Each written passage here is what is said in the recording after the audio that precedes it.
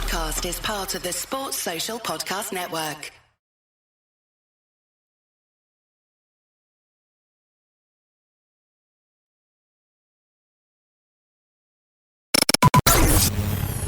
No breaks. No breaks. No fear. No fear. The official British Speedway podcast. Welcome along to this week's episode of No Breaks, No Fear, the official British Speedway podcast. A great week it's been for British Speedway, with Dan Bewley already claiming his place in the 2023 Speedway Grand Prix lineup, alongside Kim Nielsen and Jack Holder. And it was the Sheffield Tigers who narrowly lost out to the Wolverhampton Wolves in Monday night's televised meeting. We'll hear from Tobias Musilak and from Luke Becker. All in all, that was a good team win. You know, Sheffield's a good, solid team, especially around here, so we're definitely happy with it. We also had an unusual situation at Plymouth, where moments before the meeting was due to start, with crowd assembled, bikes already warming up, the meeting was abandoned. We'll hear from the match referee, Jim McGregor. None of them were particularly happy, and they said the track, in their view, the track wasn't fit for racing. And for much of this episode, our spotlight is on the Poole Pirates, the host venue, of course, for this week's Championship Riders individual final, which is taking place at Poole Stadium on Wednesday. And it's a busy time for the Pirates, of course, assured of a playoff place. Neil Middleditch's testimonial next week, and we'll hear throughout this episode from the Poole Pirates co-promoter, Danny Ford. All to come on No Breaks, No Fear. No breaks, no fear. The official British Speedway podcast. Welcome along then. Very soon we'll be hearing from Danny Ford for much of this episode. As I say, there's lots to talk about as far as Poole are concerned, but not just that, because Danny Ford also one of the directors of British Speedway, and we'll explore one or two of the maybe the burning questions that might be on the minds of one or two fans about British Speedway moving forward as well. So that's all on the way very soon. But first of all, just to look back at that result from Monday night, which maybe you watched. It was a thriller on the TV, I've got to say. Some exciting racing in this one, as Wolverhampton held on for a 46-44 win over playoff rivals Sheffield in a thrilling Premiership contest at Munmore Green. Luke Becker was the home side's hero in Heat 15 as he took that crucial second place ahead of Tigers' Tobias Musilak, repassing the pole after skipper Sam Masters had fallen. Becker dropped just 1 point all meeting, scoring 13+1, while ex-Wolves Musilak with 11+1 along with Kyle Howarth led the way for the Owlerton outfit. We'll hear from Tobias Musilak in a moment, but first of all, let's hear from the Wolves' top scorer, Luke Becker, with Ryan Guest. Well, Luke, that was a bit of a close one against Sheffield here tonight. Yeah, no, exactly. It's not ideal, you know, coming down to last heat deciders, but you know, happy we ended with we needed 2 points in that last heat, so that was the main goal, and that's what we got. So we're happy with it. Yeah, dramatic Heat 15 almost as well. I know you were chasing Carl for the lead, almost locked it up a bit too much. Musilak came up the inside, and then you repaid the favour on the next couple of bends as well. Yeah, I was kind of hitting myself for a second there, but luckily we were able to bounce back and get back past them. So all in all, that was a good team win. You know, Sheffield's a good, solid team, especially around here, so we're definitely happy with it. We've spoken about your home form a lot in recent times as well. It shows how much you've come on a regular, consistent basis as well. And again, to go unbeaten from your 4 programme rides and do the job when the pressure was on in Heat 15 tonight, again, shows a lot of where you're at right now. Yeah, exactly. Definitely feeling good at the moment. I mean, knock on wood, we've been trying a few different things, you know, setup-wise, and everything seems to be working. So we just thought, keep it rolling into the end of the season and finish strong. Yeah, as you said, Sheffield are certainly a strong team. They were pre-season favourites, don't forget. Sam isn't 100% fit. I don't think Stevie's 100% right after his crash last Wednesday as well. So that was a real good fight, a good effort tonight. Yeah, having our captain back, you know, it just it says a lot. You know, even if he's not 100%, he's still out there and banging in good points. So it shows what kind of rider he is, and we're stoked to have him back. And once if we're all firing together, we're definitely a hard team to beat.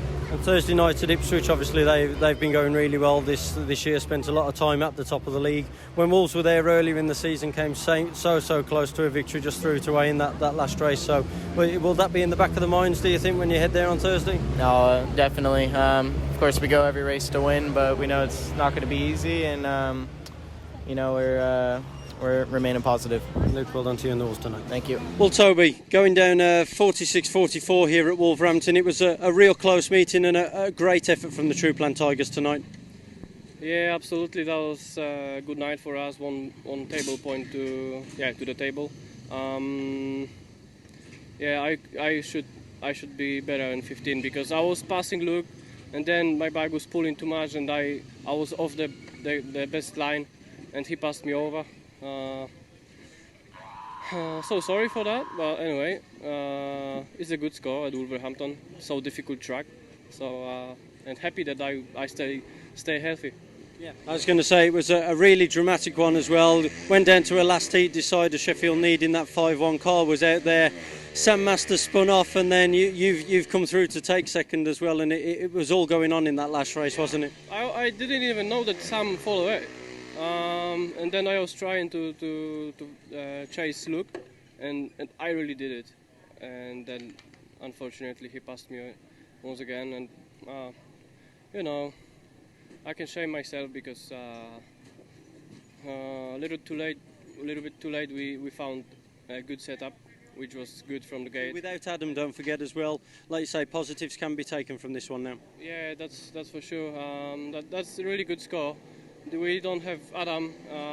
We're still looking forward to raising the full squad and waiting for Adam, sending best wishes to him. Yeah. And Thursday now, a huge meeting at home against Bellevue at Alderton. Yeah, that's going to be a difficult one for sure. But we stay in focus and 100% ready for this moment. Toby, well done tonight. Thank you very much. Tobias Musilak there with Ryan Guest, and that sets things up very nicely for this Thursday when all 6 Premiership teams are due to be in action.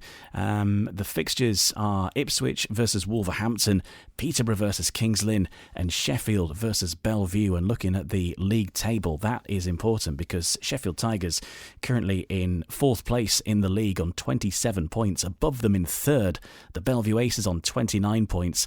If Sheffield get the win there and other results go their way, that could put Sheffield joint 2nd on 30 points potentially.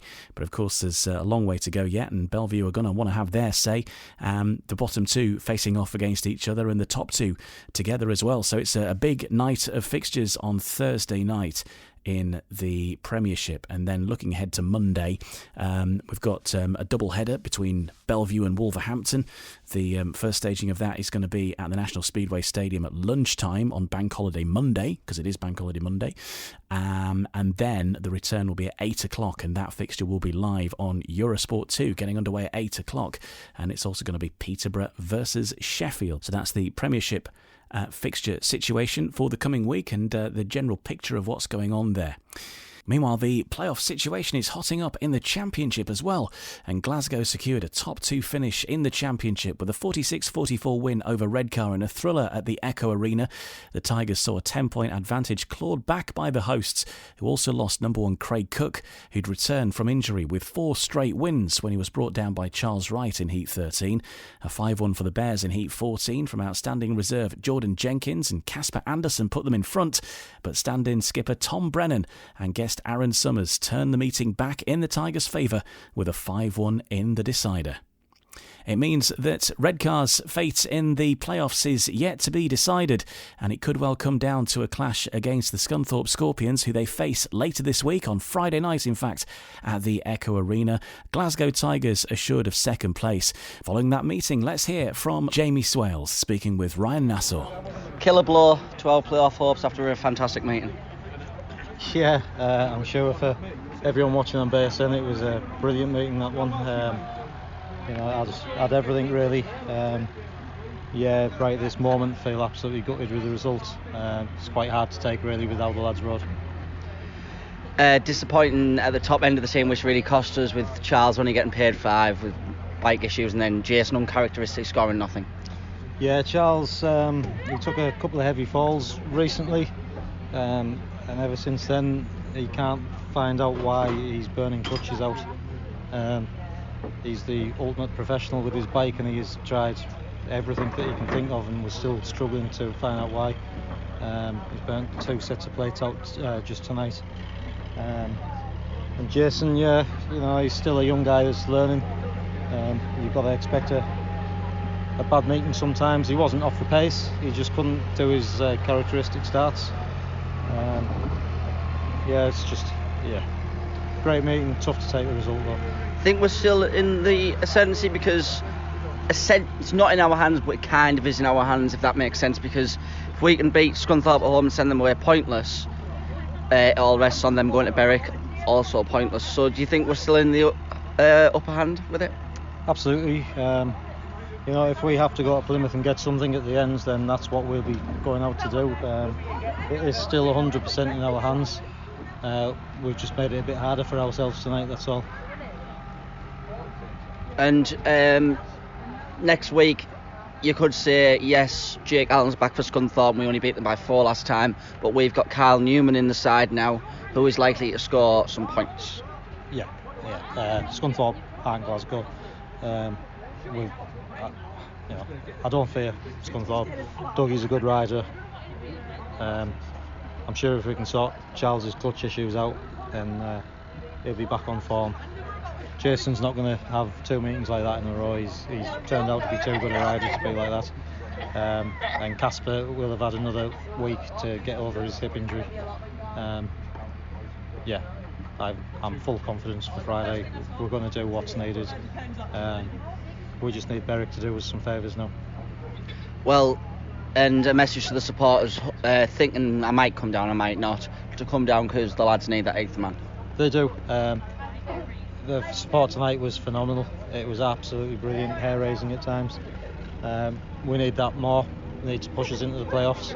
I don't want our season ending prematurely. The team's too good now for that. We just need to get over this little rut and there's more to come. Well, for the Redcar Bears, next up it's the Scunthorpe Scorpions at the Echo Arena, and it could come down to those two sides battling it out for that final playoff place. We'll have to wait and see what happens there. It's a busy time, and this weekend coming up is going to be very pivotal in how things are going to turn out in the Championship playoff situation. And one team are not entirely out of the woods are the Plymouth Gladiators. They were due to race against now second place Glasgow Tigers on Tuesday night, but that meeting ended before it had begun. There had been some rain falling overnight. The track was a little soft. Track work had continued through the afternoon to try and rectify that. However, the riders weren't happy, and ultimately referee Jim McGregor called a halt to the meeting with just a few minutes to go before the scheduled start time. That leaves Plymouth still needing 1 point to be mathematically sure of qualification in the playoff picture in the Championship, and they will race against the Redcar Bears next Tuesday at home to try and achieve that, and yet to find out what the situation will be with that Glasgow fixture, if that will be rearranged or not. Let's hear from the match referee on that occasion, and that was Jim McGregor speaking to BSN. The riders and team managers both came to me and were worried about the soft spots between the start gate and the entry to the first bend. I did go out, looked at it, and found it was very, very soft. Tracks staff tried to rectify the problem, bearing in mind that when I got here there was a fire actually on the track where they were trying to get rid of the dampness that was on the track. It didn't work. The fire brigade came as well, but Mark then started to try and sort the track, but there became a big ridge just to where the boys would be wanting to turn to go into the first bend. They gave me their concerns about this. We gave Mark time to rectify the problem, and most of the Plymouth riders weren't that keen on riding it. And my concern was that after a couple of races, the bit that was all filled in would start to come out, and there wouldn't be. We would be down to where this ridge was again. And I reckon it would only take a couple of races and that would happen. So we consulted with the captains, and we also consulted with all the riders, and none of them were particularly happy. They said the track, in their view, the track wasn't fit for racing. On that basis, there's not a lot the referee can do other than call the meeting off, which is very, very unfortunate when there's a really good crowd here waiting for the meeting to start. But most of the riders have agreed it was the right decision. Would Jim there been of any value in sending a rider out to test it, or would that have given a false impression of track conditions? We were looking at that. We had one rider who was prepared to go out, but before he got ready to go out, we had checked. We had spoken to all the riders, and the consensus of opinion was no, it wasn't safe. With that in mind, the last thing I wanted to do was send any rider out who subsequently might have got injured testing the track. So I made the decision that unfortunately we had to cancel tonight's meeting. There's Jim McGregor, the match referee for Plymouth versus Glasgow on Tuesday night, speaking with Hayley Bromley and Jason Harold from the British Speedway Network. Well, next up in the championship, it's going to be the Championship Riders Individual Championship taking place at Poole's Wimborne Road Stadium, and we've got the Poole Pirates co-promoter Danny Ford with us for the rest of the podcast. He's on the way next here on No Brakes, No Fear. Did you miss your deadline to renew your Medicaid coverage? You can still send your completed annual review form to Healthy Connections Medicaid. You may be assigned to another health plan, but you can ask to come back to First Choice within 60 days of renewed Medicaid eligibility. It's your family. It's your choice. First Choice is the right choice. Renew and choose us. Visit selecthealthofsc.com/renew to learn more. No Brakes, No Fear. The official British Speedway podcast. Welcome to No Brakes, No Fear, the official British Speedway podcast. Very pleased to say we've got Poole Pirates co-promoter Danny Ford with us. Hiya, Danny. Hi, Ian. Thanks for having me. Well, thanks for joining us. And looking at you sat in your office, you've got all these trophies behind you, and of course the Poole Pirates have been one of the most successful teams in British Speedway for many, many years, and certainly of recent times, and whether that's in the top league or now in the championship. Of course, you won the double last year, but how's this year gone for you? Through the course of this year, we're speaking at a point where we now know that Poole's fate is going to be the quarterfinals of the playoffs, so you're going to have some extra fixtures to race to get through to that grand final this year and try and retain that title. But what's your assessment on how things have gone up to this point? Yeah, it's been a bit of a funny one, to be honest. Last year was very strange, obviously coming off the back of COVID, and then you kind of didn't have a chance to breathe last year. It was kind of like you had to you're chasing your tail all year and you didn't really know where you're standing. So this year it's been a bit more of a regular season, but my first regular season at the helm, really. So yeah, it's been a little bit stop-start, which hasn't been ideal, particularly early on.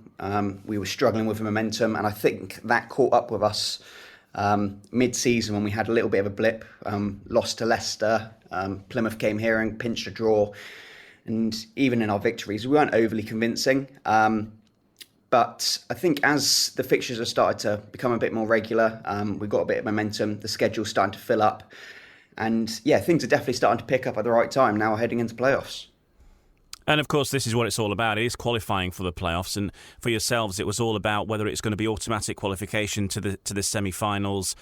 There is the quarter-finals. As yet, you don't really know your opposition yet, of course, but that is looking like Scunthorpe or Redcar or Plymouth really in the next round now. Yeah, that's it. We were discussing with the lads, we were discussing a lot of the lads about it, whether actually going through the quarterfinals might actually be beneficial to us because, staying race sharp during that time of the year is so important, and that gives us potentially 2 more meetings. So while on paper, like last year we finished top. It worked for us. I think actually doing it the hard way and coming through the quarterfinals will work for us this year. I know you were speaking to Javi last night about that on BSN, and he was saying the same. And I think more fixtures and more time on the bike will actually suit us good. And as you say, we don't know our opposition yet. It looks like it'll probably be Scunthorpe or Redcar. 2 places this year we've had decent results at, and dominant home wins over. So we got roll the punches, and we'll do it the hard way if we need to. Yeah, and I was with Javi last night, and that was always a fun experience. And of course, Javi's been team manager for you, for sharing the load with Midlow, but largely on those away meetings, the trips up north and so on. Javi's been there, and of course he is a club legend with a number of clubs in British Speedway, but Poole being one of them. He had his testimonial at Poole Stadium at Wimborne Road a while back. He was telling me yesterday as well, and a place that is very close to his heart. And he said that when Matt gave him that call, it was like not even a question in his mind of whether he was going to do it. It was before they discussed any terms or small print. It was like, yeah, whatever you want, I'll do it, because he just loves the club so much. Yeah, I think he wasn't here for the longest, but certainly when he came here, he made an impact. And as you say, he's a legend of the sport, and I think he'd been out of the sport for, hadn't had any official involvement for a couple of years when we gave him the call. So the chance for him to get back involved with Speedway, for back involved with Poole for the first time since his riding days, he jumped at it, and it's been a hell of a successful time so far, and hopefully this year can continue that same kind of success, because he's a great guy to have in the pits. What he brings is very different to what Midlow brings, but you can't really pinpoint exactly what it is, but the way he speaks to the riders and the respect the riders have for him is fantastic. He's been there, done that. He's been the highest level of the sport, former world champion. What more can you ask for in terms of experience? And especially when we got these young lads, Drew Kemp, Nathan Ablett, having someone like Javi in their corner it's probably the best you can ask for. The way his bike craft was second to none, and the advice he can offer these guys will stand them in good stead in their career. So it's working really well, and there were a lot of question marks people were asking us when we brought in Javi as the Northern team manager, and rightly so, because I wasn't overly convinced it was going to work, but it has, and last year showed that. I mean, we won everything that was on offer. We're still within a chance of winning everything on offer this year. So, yeah, it's not all so bad, and it's definitely been working. But as I say, they offer two completely different styles of management. And I think the big meetings, when we have them both together, you can really see that, and we get the best of both worlds. I think I noticed with Javi, and it was fairly evident when he was commentating on the TV the other night, was he'll say it as he sees it. There's no sort of sugarcoating anything. But I think that's good, and I think especially for younger riders who maybe get wrapped up in, and I think it's the same in any walk of life, perhaps you get wrapped up in all the things that people tell you need. You need this, you need that, you need this gear, that gear, and Javi will just say, you don't need that. This is what you're trying to do. Like with the engine, tuning, messing about with engine settings. He said, you don't need to. If your engine's good in the first place, you don't need to go changing stuff during the meeting. And I think for some young lads, maybe they do get wrapped up with various people who are trying to sell them stuff. And I think with Javi, he'll just keep your feet on the ground and say, don't need that. Just get out and ride the bike better. Yeah, I think that's definitely the case. Javi will cut through all that BS, to be honest, and lay out the facts. He's very straight talking, and I think as you said, especially for these young guys, they're pulled pillar to post. They if a lot of them, if things aren't going their way, they struggle, and Javi will cut straight through that. To be fair, Midlow's just as good. He's worked with the best, so we've got two of the best guys in our corner, and I think generally, when riders do come to Poole, they do improve, and not always, but the majority of the time. I think the management and the team managers are a massive part of that.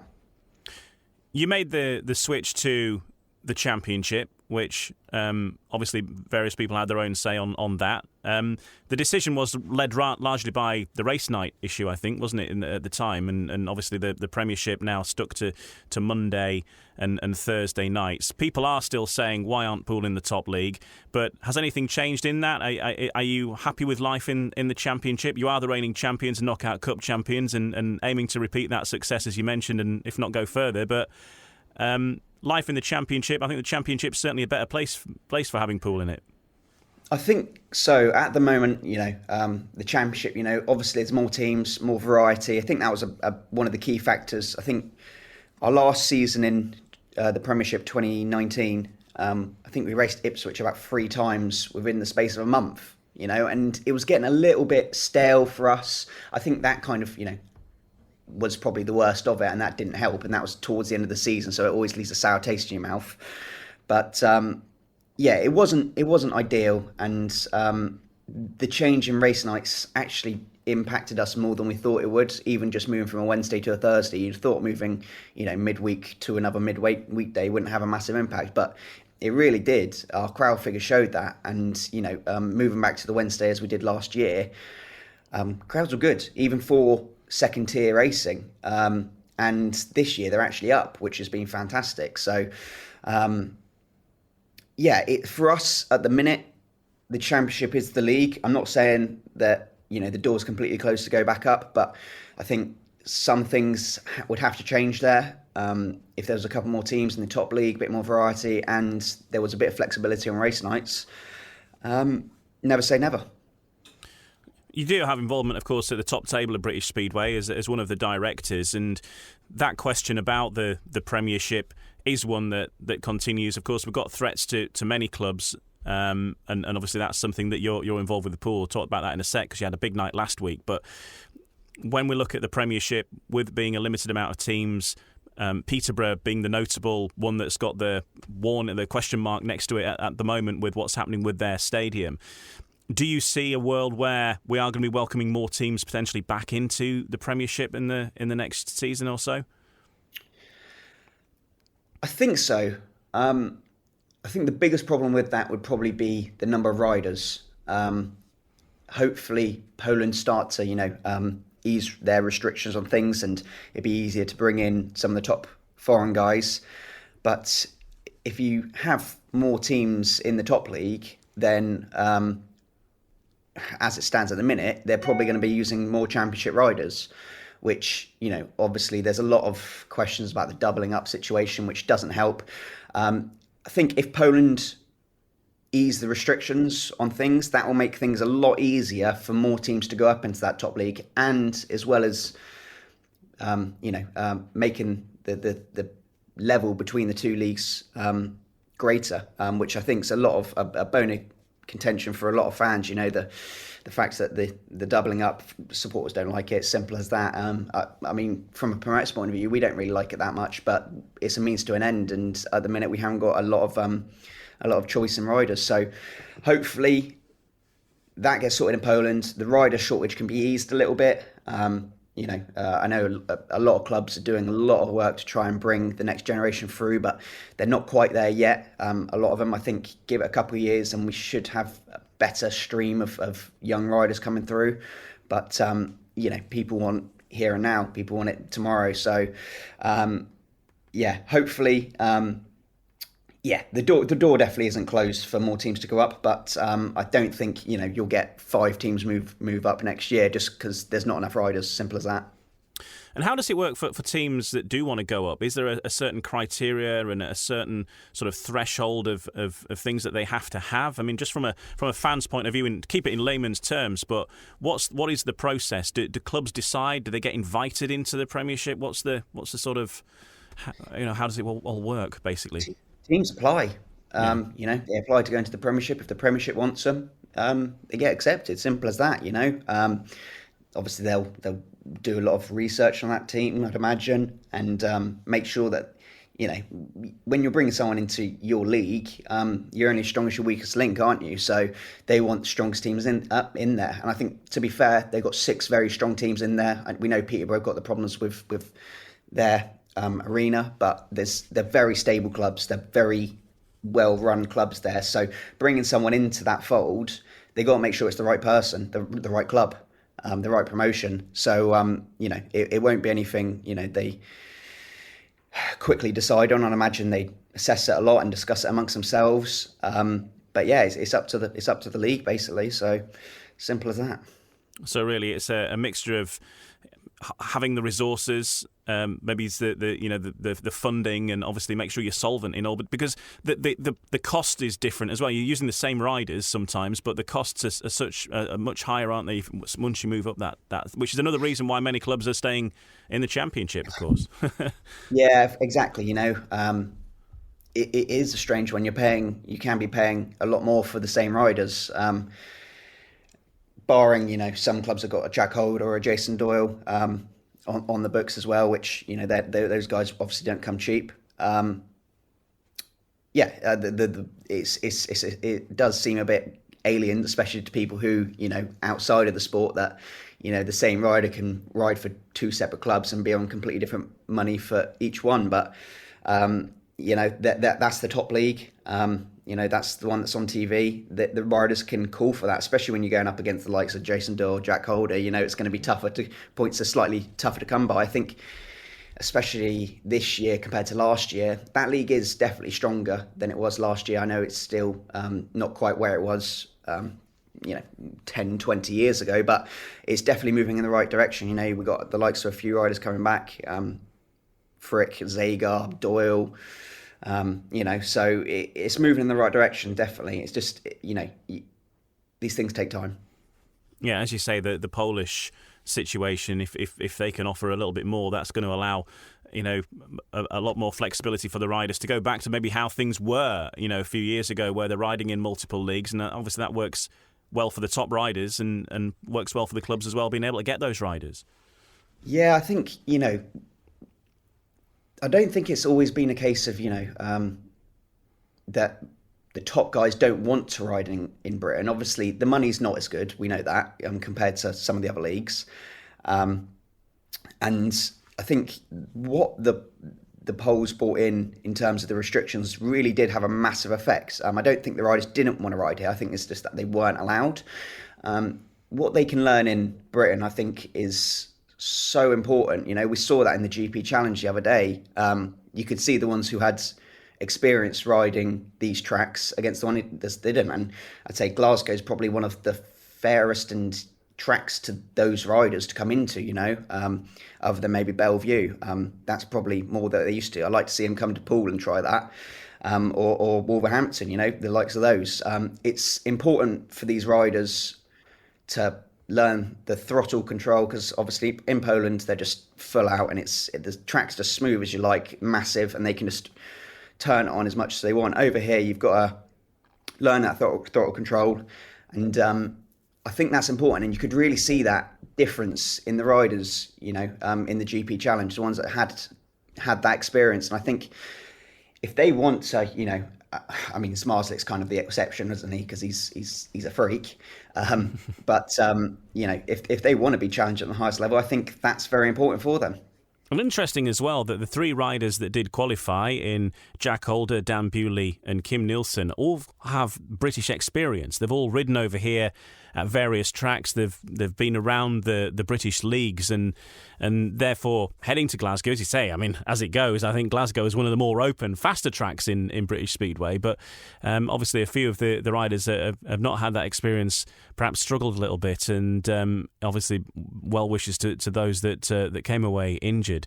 But great to have Dan Bewley in the lineup and all sorted for 2023, and riders like Jack Holder as well nailing their place. But Kim Nielsen, who started the event at 125 to 1, stick a quid on that and you would have been laughing. I don't know anybody that did, but if they did, they had a good night. No, that was fantastic. It's I think one of the biggest criticisms of the GPs was, there was never any fresh blood going in, and often when they'd pick the wild cards, it would end up being the guys that finish 9th, 10th and 11th, and it just, it got a little bit stale. So it's really good to see, a new face in there. And obviously Jack and Dan are new faces this year. I think they're both really lighting up the scene, and Dan in particular is showing what he's capable of. It can only be a good thing, and I think, adds a bit of freshness to that GP series. On his way to the GP Challenge in Glasgow, he popped in to have a practice, did Dan Bewley, at the new Northside track, which is being redeveloped at the moment with a view to getting Speedway back in that part of the world, either as Workington or something similar. Of course, you'll be having the AGM in the closed season, but do you anticipate that there will be an application from the Northside track to bring Speedway back to that part of the world? Probably at some level, I'd imagine. I don't know exactly what that level will be right now. Obviously, it's fantastic they've got the track. I just don't know what the other facilities around there are like. Obviously, if you're coming in at Championship, you need a certain amount of facilities, stands, toilets, catering, all of that kind of stuff. So I'm not entirely sure what level they're going to come in at.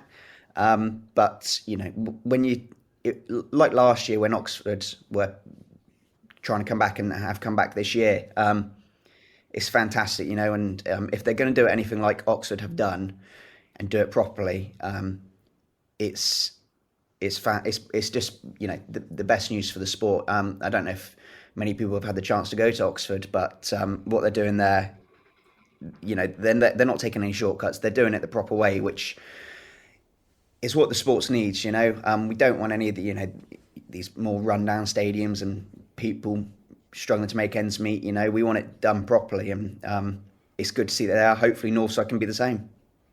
Yeah, and Oxford is, I've mentioned it a few times, but Oxford's a fantastic night. I know they've pretty much done for their season now, but the way that they ran it, they were having DJs beforehand and the fans were in at the pits and all this kind of stuff. Great facilities, loads of places to get something to eat, like street food, kind of artisan, like vans of food and things like that.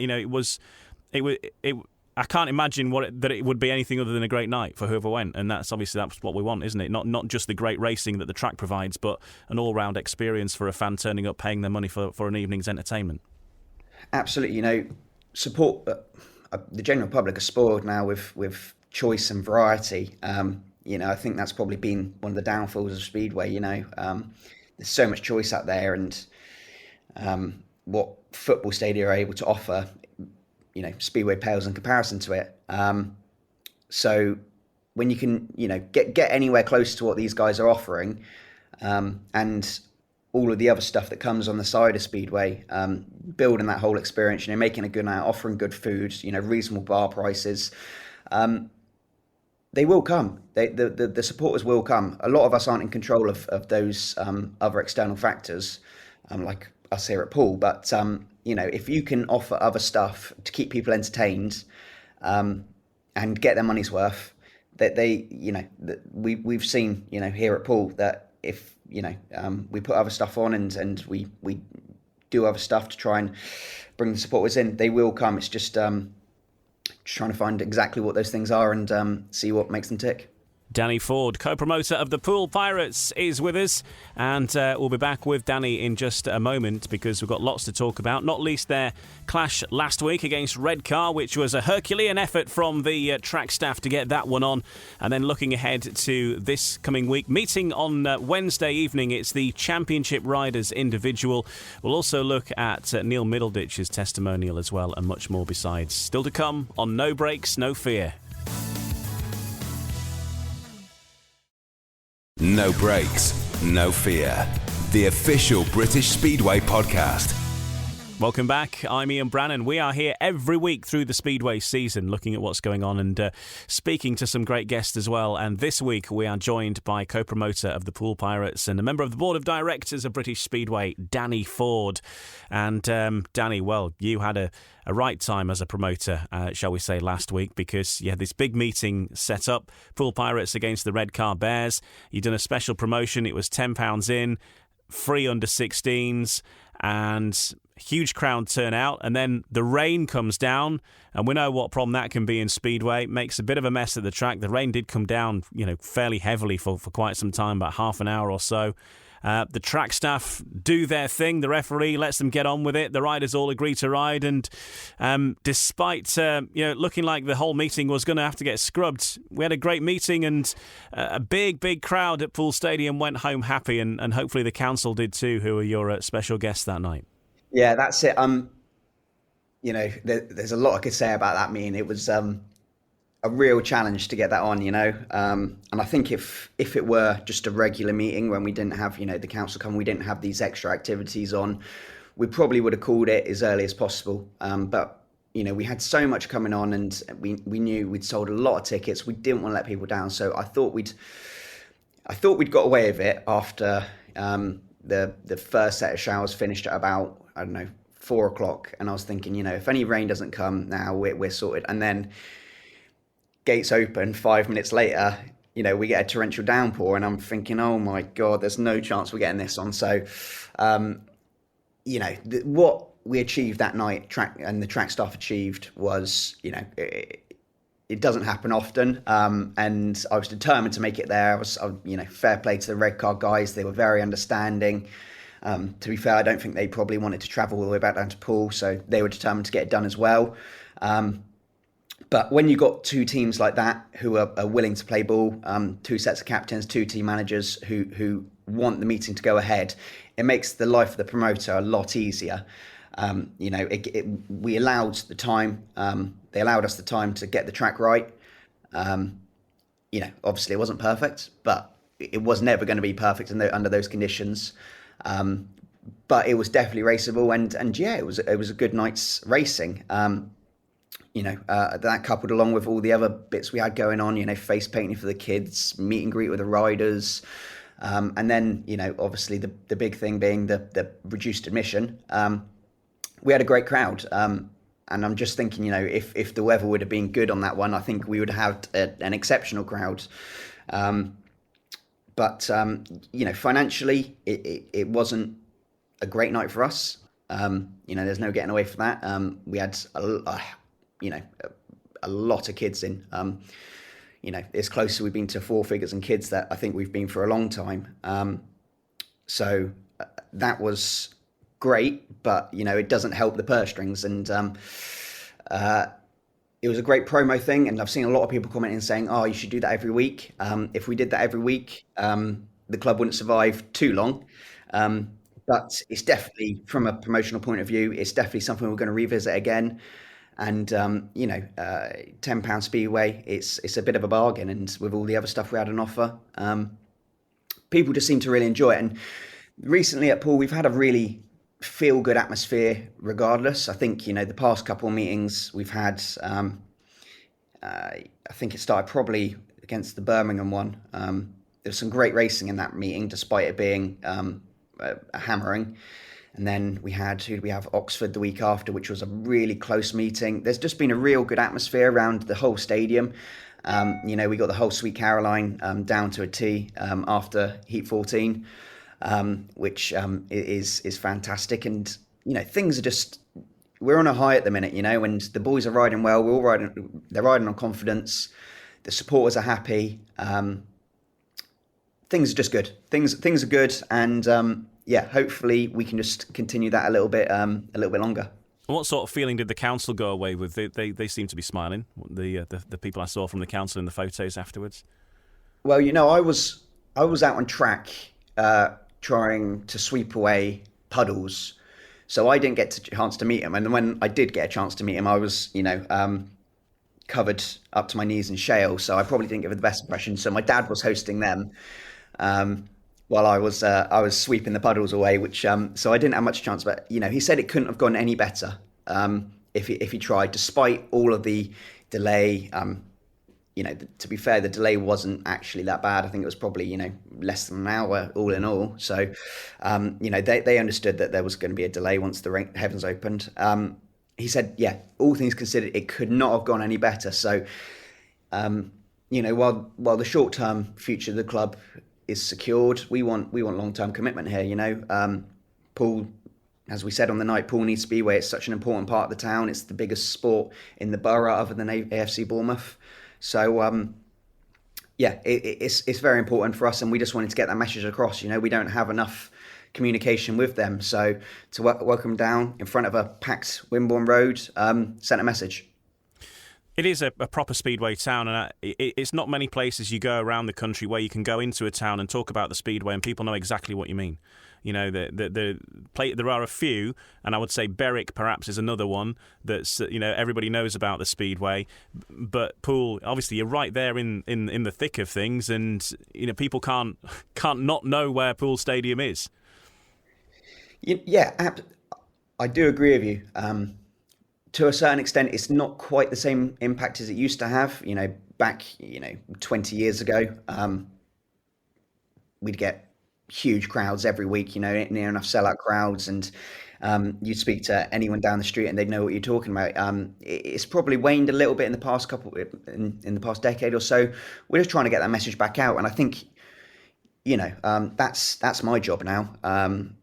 Trying to do the promotion side of things. We're getting the word out. We've shown what a good night out it can be. I've seen so many comments of people saying first time at Speedway or first time back in 20 years, whatever it was, and it won't be the last time. So we've shown what a good night out it can be. It's just keeping on top of that and keeping the consistency high and keeping the products good.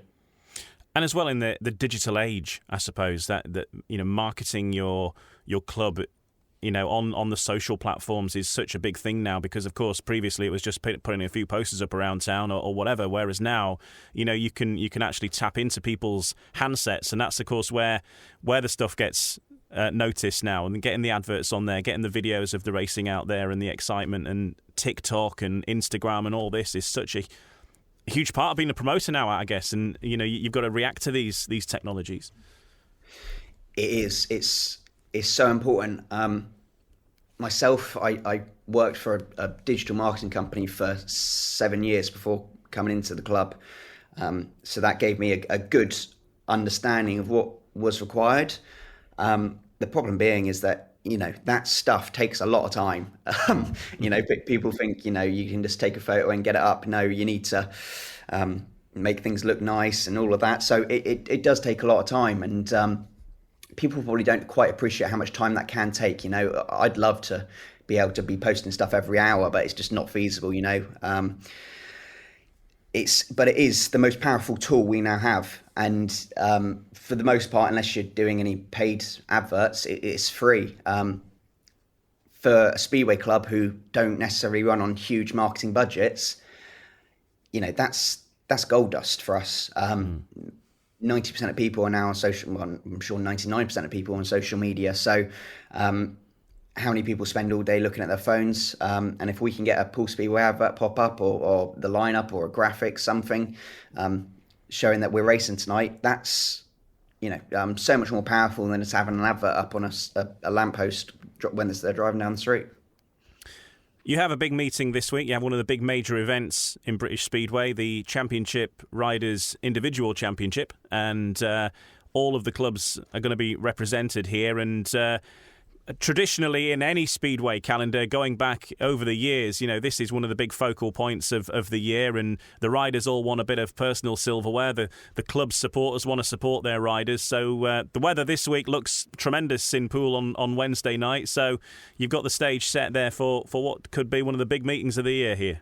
We want to put out the best lineup possible, that lineup that provisionally was put out was fantastic. I think you weren't really missing anyone from there, so it's a privilege to be able to host a competition like that. I know there's a lot of supporters further north who are moaning that it's at Poole and are disappointed that it's at Poole, and obviously midweek they can't travel. I do understand that. It is on BSN, so worst case scenario they can watch it, and obviously things are about Bellevue all the time. They were at the GP Challenge at Glasgow. There's not too much going on. I think the last major event we had was probably 2018. So it was our turn, and I won't apologise for that. But what a meeting that's going to turn out to be. I'd imagine, you look at that lineup. Chris Harris has come here a few times this season and absolutely torn us apart. Carl Howarth the same. Scott Nichols always turns it on when he comes here. You got Ryan Douglas, Sam Masters. I mean, it's hard to pick a winner. hopefully it's one of my boys. Rich and Danny are really in form around here at the minute. But yeah, you can't pick a win out of that. It's going to be really, really interesting. Our biggest job now, and obviously after last week, is get that meeting on last week. You kind of had to destroy the track. You had to take all the stuff off, and you were near enough on the base. So we're doing everything we can to get the track ready. That's been a real bone of contention for myself coming in. I wanted the track to be improved at Poole. And we'd achieved that, and riders were coming here and saying it's the best they've ever known it, the smoothest they've ever known it. Sam Masters, Bomber, coming here and absolutely loving it. Whereas maybe 5-10 years ago, Poole was a track away riders would come to and dread it. So I think having that Riders' Championship, we're going to see some fantastic racing, because all the riders are shouldn't have any complaints about the track, and may the best man win. Here's the full lineup then, and this is riding order: Michael Palmtoft, Leon Flint, Lewis Kerr, Ryan Douglas, Nick Morris, Danny King, Chris Harris, Richard Lawson, Scott Nichols, Justin Sedgman, Charles Wright, Sam Masters, Troy Batchelor. Replacing Craig Cook at late notice is going to be Tom Brennan and Josh Pickering and Kyle Howarth. So, of course, all the clubs represented there, and a great lineup on show. You have to say, the best of British Speedway there. Yeah, I mean, that's, I thought they'd all ride in the top league as well. So it's going to be really interesting. And as I say, you can't pick a winner from it. You're going to have excitement. You're going to have it from the gate sometimes. And when Bomber, Josh Pickering and stuff are in town, you're only going to get one thing, and that's going to be great racing. So I'm really looking forward to that. Hopefully we can put on a great show for everyone. 7:30 the start time then. It's Wednesday, 24th of August. What time's gates open, and what else is in the experience if people are heading there? Gates open at 6:30, so just an hour before start time. Start time is usually parades at 7:30, so it's a little bit later than that.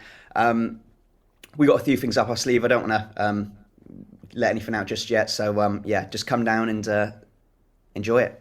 Okay, good stuff. And then the week after that, it's Midlow's testimonial, which is another big meeting.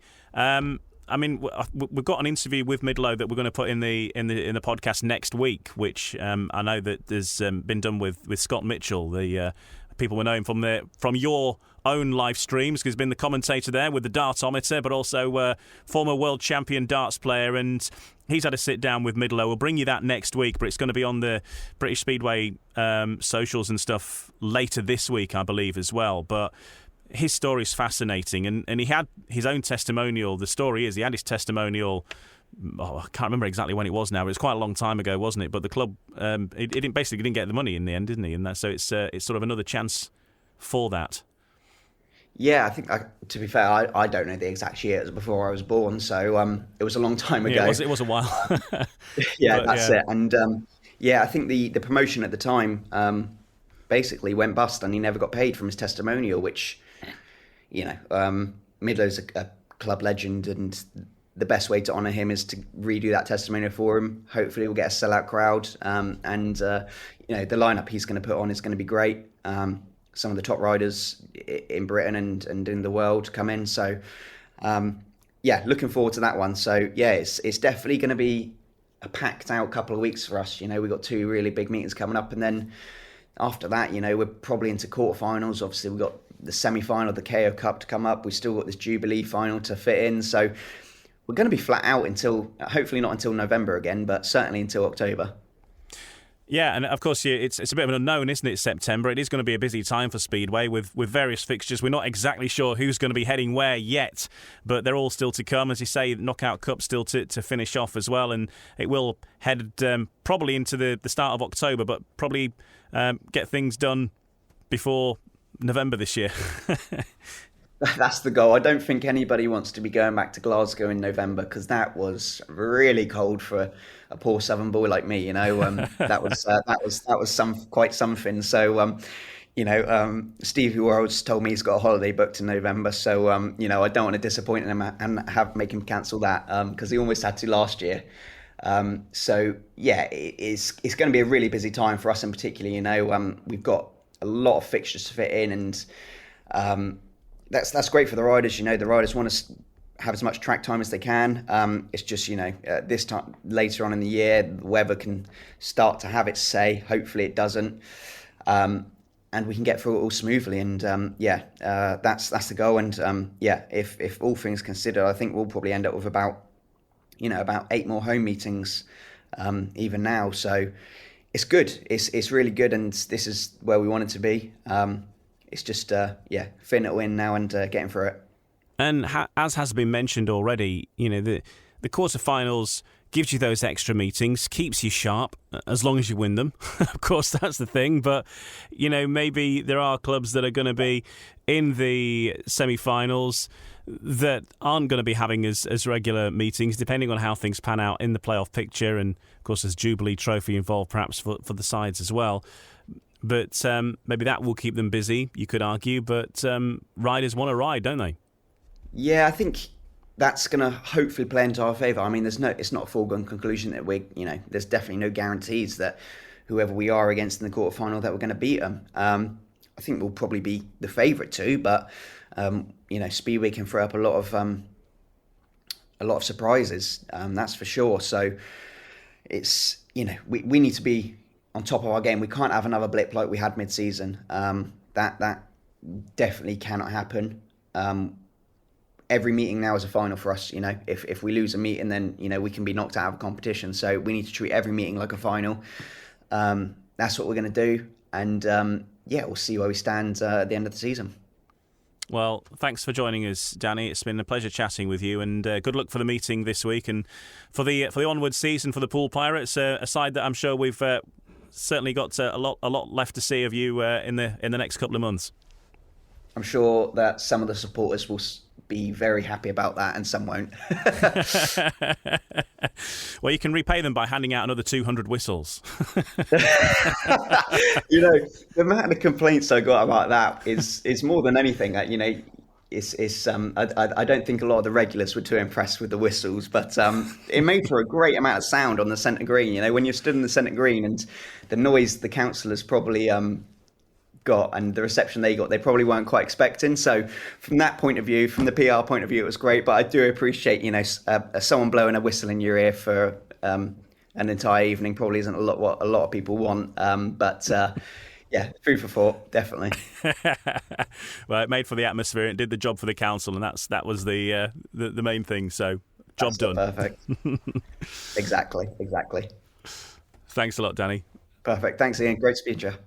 Danny Ford, co-promoter of the Poole Pirates, and great to have him on No Breaks, No Fear this week. And it is Poole Stadium that is the host venue for the big fixture on Wednesday, the Championship League Riders Championship individual tournament. And of course that gets underway at 7:30 at Poole. The other fixture on Wednesday is the Oxford Chargers versus the Mildenhall Fen Tigers in the National Development League. On Thursday we have all 6 Premiership teams in action. Ipswich Witches versus the Wolverhampton Wolves, Peterborough Panthers versus the Kings Lynn Stars, and Sheffield Tigers versus the Bellevue Aces. Some big local derbies going on. Get yourself over to those on Thursday. And then on Friday, National Development League action at Edinburgh, where Armadale Devils face the Bellevue Colts. And a big one in the Championship. Could be a deciding fixture, you have to say. It's certainly a must-win for the Redcar Bears, this one. Redcar versus Scunthorpe. The two sides battling out for that final place in the playoffs, really, as far as it goes. And that's on Friday at 7:30 at the Echo Arena. Big fixture, that one. Saturday, Berwick Bandits host the Scunthorpe Scorpions. And depending what happens the previous night, that could be a must-win for Scunthorpe as well, conversely. And then on Sunday, it's the Kent Royals versus the Plymouth Centurions, and the Mildenhall Fen Tigers versus the Oxford Chargers in the National Development League. And then next Monday, back to Premiership action again, and we've got a full day because it is Bank Holiday Monday, of course, we should say. And the Bellevue Aces having the traditional bank holiday double header against Wolves. And so at 12 o'clock, it'll be the Bellevue Aces versus the Wolverhampton Wolves at 12 noon at the National Speedway Stadium. And then we've got the return of that, Wolverhampton versus Bellevue at 8 o'clock. And in between there, we've got the Peterborough Panthers versus the Sheffield Tigers at 5. So if you're particularly skilled at driving, there's possibly a chance that you could do them all. Perhaps if you're Lewis Hamilton. So that's Monday, big day in Speedway. Tuesday, it's the Plymouth Gladiators versus the Redcar Bears, which for Redcar could yet be a deciding fixture for them to get in the playoff places. We'll have to wait and see how that pans out. We will hopefully have a better idea by this time next week, when we'll be back with the next episode of No Brakes, No Fear, where our main focus next week will be looking ahead to the British Under-21 final, which happens next Wednesday at Birmingham. So do join us for that. We'll also be looking ahead to Neil Middleditch's testimonial as well, and looking ahead to the rest of the action and reaction from those Monday fixtures. There's going to be lots to talk about next week on No Brakes, No Fear. Thanks for joining us. Don't forget to listen to our previous episodes. We've had some big ones this last couple of weeks with Simon Stead, our guest, the previous week, and before that Kelvin Tatum was with us. So even though some of the content might be slightly out of date, there's also always some little nuggets to take from those. And don't forget to like or subscribe, depending on your app of choice, to the podcast, so you don't miss a future episode. And we'll be back with you next week here on No Brakes, No Fear. Have a great week in Speedway, and we'll talk about it all next week. No Brakes, No Fear, the official British Speedway podcast. Sports Social Podcast Network.